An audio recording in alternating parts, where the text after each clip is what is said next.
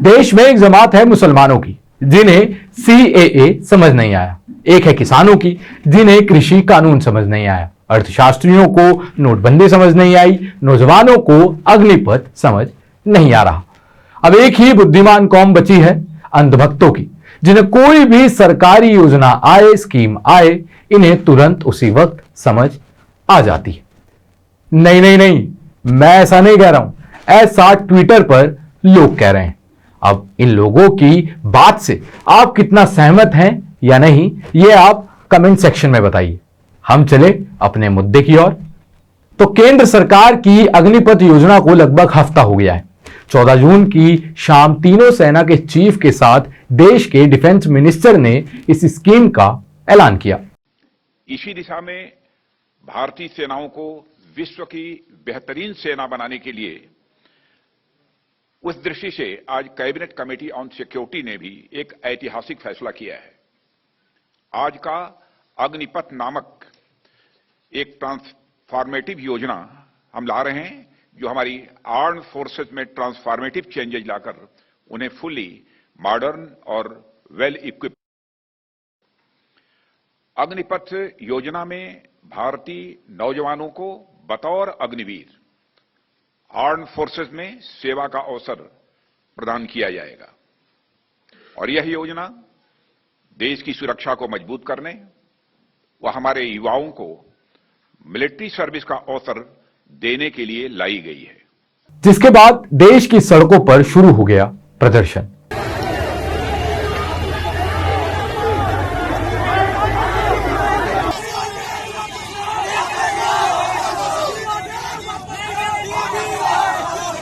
विरोध की ये आग बिहार से उत्तर प्रदेश होते हुए देश के कई हिस्सों में फैल चुकी है और अब भी हजारों युवा इसका विरोध कर रहे हैं।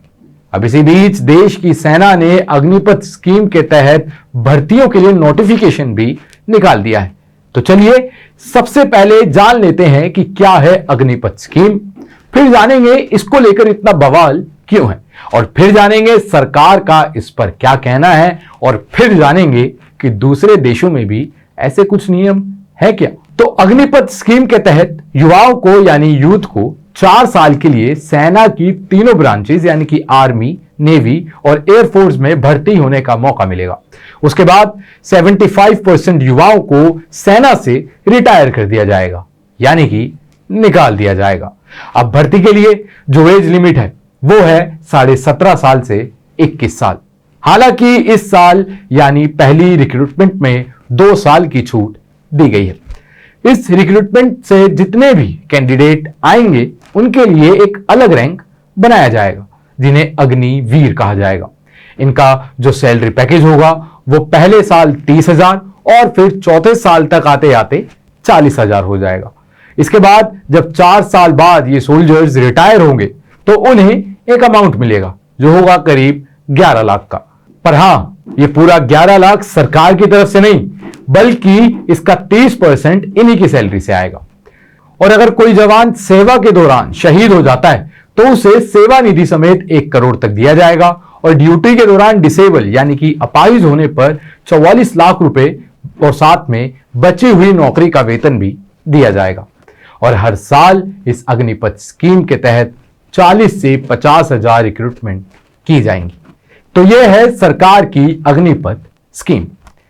लेकिन इस स्कीम को लेकर इतना विवाद क्यों हो रहा है, इस पर बात करें तो मैं आपको बता दूं कि इसको लेकर कई रीजंस हैं, पर सबसे इंपॉर्टेंट रीजन जो है वो है जॉब इनसिक्योरिटी।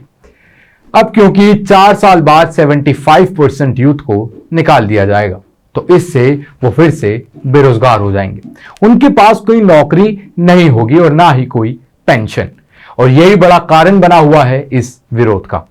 अब यहां ये सोचने वाली बात है कि कोई 17 से 21 साल तक अपना सारा वक्त आर्मी को देता है और उसके बाद उसे निकाल दिया जाता है, तो उसका कोई फायदा हुआ? दिखता तो नहीं है। एक ऐसी एज जिसमें कोई इंसान अपनी डिग्री पूरी करता है, आगे जॉब के लिए तैयारी करता है, स्किल्स सीखता है, पर उस टाइम पीरियड में तो आपने उन्हें ट्रेनिंग में लगा दिया और फिर हटा भी दिया, जिससे उन्हें फिर बाहर निकलकर दोबारा से कोई नौकरी ढूंढनी पड़ेगी। तो इसलिए हो रहा है ये विरोध, क्योंकि यूथ को चिंता है अपने आने वाले फ्यूचर की, कि आखिर भाई 4 साल बाद उनका फिर होगा क्या। साथ ही अब आगे की सेना में जो रिक्रूटमेंट होगी वो सिर्फ अग्निपथ स्कीम से ही होगी, बाकी कोई भी रिक्रूटमेंट प्रोसेस नहीं होगा। और इवन जो पुराना रिक्रूटमेंट प्रोसेस चल भी रहा था वो भी अब बंद हो जाएगा।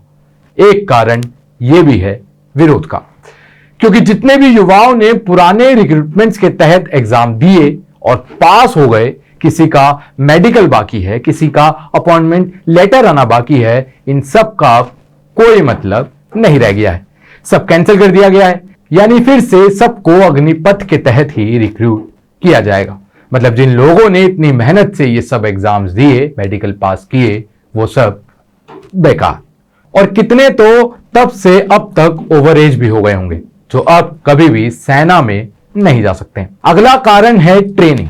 इस 4 साल की भर्ती में सिर्फ 6 महीने की ट्रेनिंग एक जवान को दी जाएगी। अब इस 6 महीने की ट्रेनिंग से होगा क्या? 6 महीने की ट्रेनिंग आर्मी के लिए बहुत कम होती है। इन 6 महीनों में तो जवान बेसिक्स भी क्लियर नहीं कर पाता और आप उसे इसके बाद ही सीधा लड़ने के लिए भेज देंगे, ये क्या बात हुई? और 4 साल ये भी उतना ही कम वक्त है जितना कि 6 महीने ट्रेनिंग का। 4 साल ये वो वक्त होता है जब कोई जवान आर्मी में फिट होने लगता है, एक्सपीरियंस गेन करने लगता है, मानसिक रूप से तैयार होने लगता है और वो अपने पीक पर होता है। पर क्या फायदा, इस वक्त पर आते ही आप उसे नौकरी से निकाल देंगे, आर्मी से निकाल देंगे। आर्मी एक ऐसी जगह होती है जहां पर मोटिवेशन की जरूरत हर रोज होती है। क्या ये जानते हुए भी कि एक जवान के पास सिर्फ 4 साल हैं, वो उतनी मोटिवेशन के साथ काम कर पाएगा?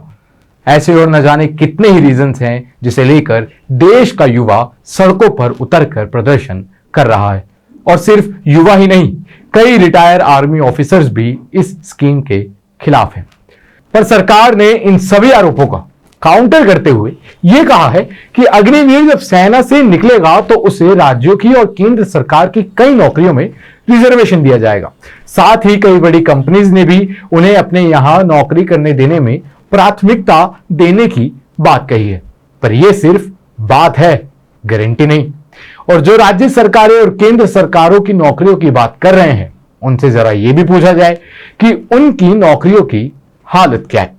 नौकरियों के नोटिफिकेशन निकलते कितने साल हो जाते हैं, और जब निकलते भी हैं तो उस प्रोसेस को पूरा करने में भी कई साल बीत जाते हैं। और यही वजह है देश में इतनी बढ़ी हुई बेरोजगारी की। जब देश के दूसरे लोगों को ही नौकरी के लिए तरसना पड़ रहा है, वहां आप इनको नौकरियां कैसे देंगे? साथ ही सरकार का यह भी कहना है कि अग्निवीर के पास एक स्पेशल स्किल होगी जिसके चलते इंडस्ट्रीज में और सिक्योरिटी कंपनी में उन्हें काम मिलेगा। लेकिन इसकी ट्रेनिंग के लिए भारत में तो पहले से ही कई टॉप क्लास की सिक्योरिटी कंपनियां हैं और इवन स्किल इंडिया में भी इसके लिए एक प्रोग्राम है। और अगर सिर्फ आपको सिक्योरिटी गार्ड ही तैयार करने हैं तो उसके लिए 4 साल बर्बाद क्यों कर रहे हैं? तो फिर इस अग्निपथ स्कीम को भारत में लाया क्यों गया? तो यहां मैं आपको बता दूं कि इस स्कीम को लाने के पीछे का गवर्नमेंट का प्लान है अपना मिलिट्री एक्सपेंडिचर रिड्यूस करना, स्पेशली पेंशन को कम करना, क्योंकि ये मिलिट्री बजट का एक बहुत बड़ा हिस्सा होता है। 2022-23 का जो इंडियन डिफेंस का बजट है वो है 5.25 लाख करोड़ और उसमें से पेंशन में जाता है 1.2 लाख करोड़ और ये सरकार इसको कम करना चाहती है। और सरकार का कहना है कि इस बचे पैसे का इस्तेमाल सरकार नए हथियारों में, नई टेक्नोलॉजी में लगाएगी।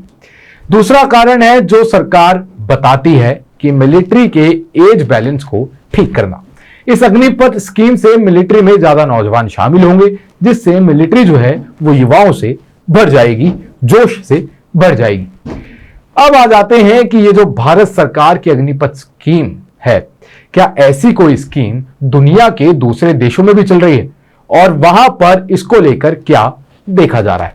तो आपको बता दें कि कई देश ऐसे हैं जहां इसी तरह के कई स्कीम्स देखी गई, जैसे कि इजराइल।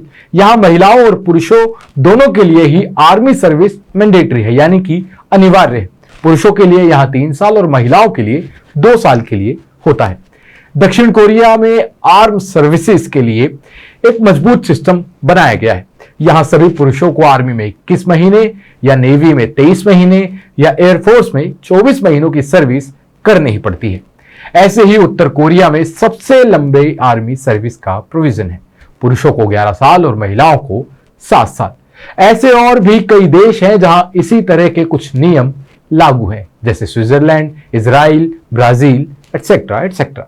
पर इसका मतलब यह नहीं हो जाता है कि भारत में भी यह नियम लागू ही होना चाहिए, क्योंकि यहां यह समझने वाली बात है कि जिस भी कंट्रीज में ऐसी कुछ स्कीम्स लागू हैं वहां एम्प्लॉयमेंट भी उसी हिसाब से जनरेट की जाती है और साथ ही रिटायर्ड सोल्जर्स को दूसरी जॉब्स दी जाती है, जिससे कोई रिटायर्ड सोल्जर अनएम्प्लॉयड ना रहे। पर क्या भारत में हम ऐसा एक्सपेक्ट कर सकते हैं? लेकिन हां, इस स्कीम को लेकर जहां स्टूडेंट्स विरोध कर रहे हैं, वहीं सरकार ने भी अपना रुख साफ कर दिया है और इस स्कीम को वापस लेने से साफ इनकार कर दिया है और इस स्कीम के तहत भर्ती के लिए अपना नोटिफिकेशन भी जारी कर दिया है। अब यहां जाते जाते मैं आपसे एक चीज कहना चाहूंगा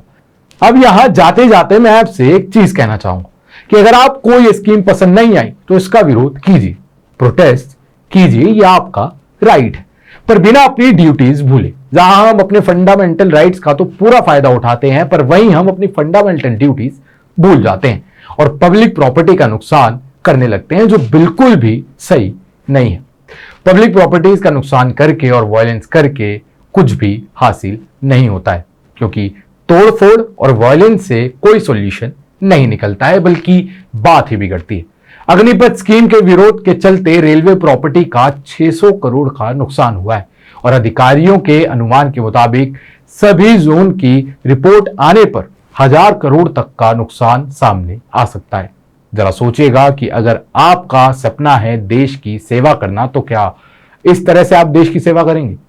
अब आपको इस अग्निपथ स्कीम के बारे में बहुत कुछ पता चल चुका है, तो अब आप कमेंट सेक्शन में यह बताएं कि इस स्कीम को लेकर आप क्या सोचते हैं, आप इसके साथ हैं या इसके विरोध में हैं।